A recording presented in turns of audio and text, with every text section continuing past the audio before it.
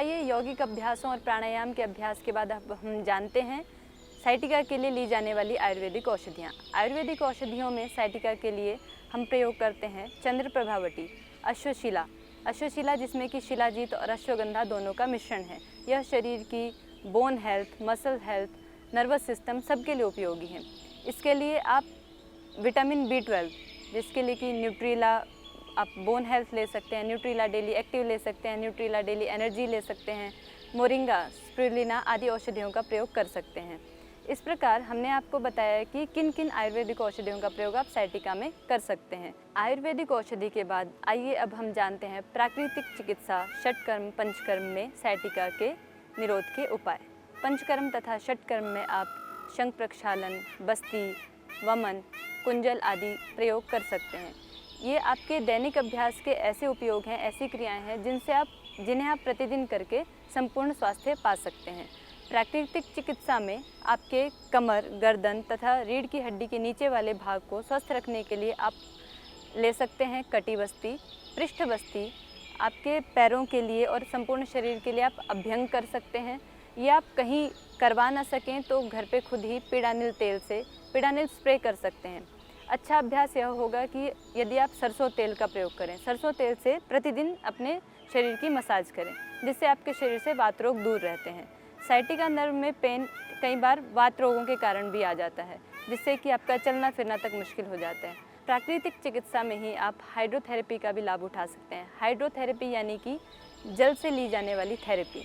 इसके लिए आप इमर्शन बाथ, हल्का सा गुनगुना गर्म पानी से स्नान, जितना आप सहन कर सकते हो उतने गर्म पानी से स्नान, कटी स्नान, और आप ठंडा गर्म सेक भी कमर पर ले सकते हैं। तो इस प्रकार हमने जाना कि प्राकृतिक चिकित्सा में साइटिका के लिए कौन कौन से समाधान हैं। अब हम बात करते हैं आहार के बारे में। यदि आपको साइटिका से संबंधित कोई भी समस्या आ रही है, साइटिका अपनी गंभीर स्थिति ले चुकी है, तो खट्टी चीज़ें ना खाएं, ठंडी चीज़ें ना खाएं। ठंडी चीज़ों में आप फ्रिज का पानी या फिर आइसक्रीम वगैरह ऐसी कोई भी चीज़ ना खाएं। फ्रिज में रखी हुई कोई और चीज़, फल, सब्जी कोई भी ठंडा ना लें। खट्टी चीज़ों में नींबू, संतरा या फिर ऐसे कोई भी पदार्थ जो कि खट्टे हों उनका सेवन ना करें। डिब्बाबंद भोजन ना करें। आपके स्वास्थ्य को जो सूट नहीं होता, आपके प्रकृति के विरुद्ध आहार हो, उसे भी ना करें।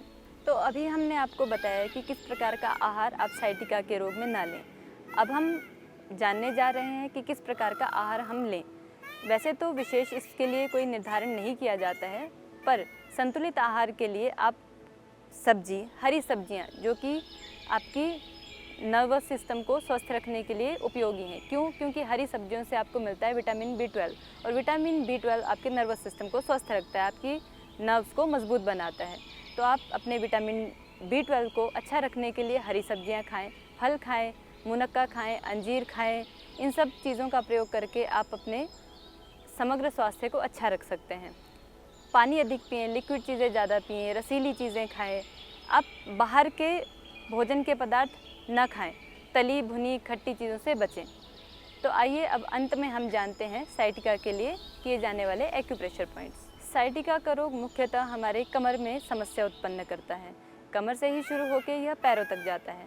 तो हम अपने कमर और पैरों के दर्द को, सुन्नपन को, नमनेस आदि सब चीज़ों को रिलैक्स करने के लिए और उनसे निजात पाने के लिए सीखते हैं एक्यूप्रेशर पॉइंट्स।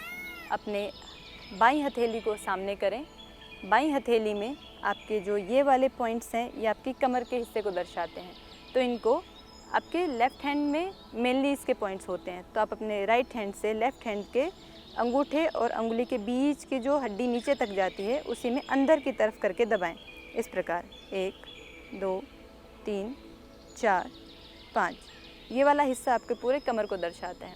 इसी प्रकार इन दोनों 2 उंगलियां इधर, 2 इधर, इनके बीच में जो आपका चैनल जाता है, ये हमारी सभी उंगलियों के बीच का जो स्थान है, ये चैनल कहलाते हैं।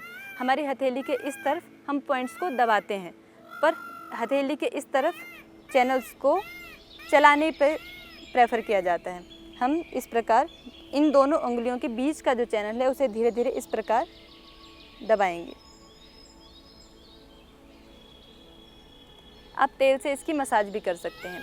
ये हुए आपके कमर के लिए पॉइंट। और वही दर्द जब पैरों तक चला जाता है तो उसके हमारी ये वाली उंगली और ये वाली उंगली हमारे पैरों को दर्शाती है। तो इसके लिए हम क्या करेंगे, इसकी पूरे की मसाज भी कर सकते हैं तेल से, दोनों उंगलियों की इस प्रकार इस पर तेल लगा के पूरे की मसाज करें।